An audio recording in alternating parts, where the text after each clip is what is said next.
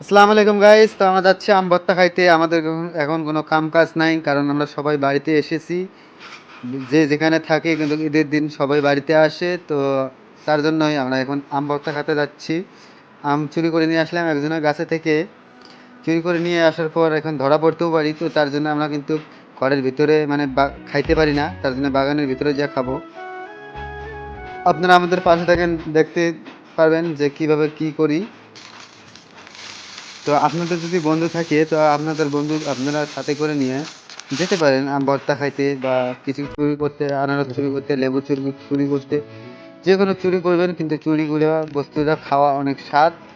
বন্ধুরা, এভাবে আপনারা পাশে থাকবেন। আশা করি আমাদের ভিডিওগুলো আপনাদের কাছে ভালো লাগবে। আর যদি ভালো লাগে তো লাইক কমেন্ট শেয়ার জরুর করবেন, কারণ আপনাদের একটা লাইক আর একটা শেয়ারে আমাদের অনেক অনেক মোটিফিকেশন পাই। মানে মোটিফিকেশন মানে আমরা অল্প শক্তি পাই। মোটিফিকেশন বলতে পারি না। তো বন্ধুরা, এভাবে দেখতে পাচ্ছেন আমাদের আম ভর্তাটা খাইতে অনেক স্বাদটা কেমন স্বাদ। হয়েছে? দারুণ। ওনাদের কাছ কথা থেকে বলতে আমরা পারতেছো না? শুনতে চাই যে তার আম মানে কি টেঙা? ভর্তাটা কিরকম। কি টেঙা না টক? কোনটা? দারুণ দারুণ। মানে টেঙা না টক? টক। তার মানে টেঙা নাই, খালি টক।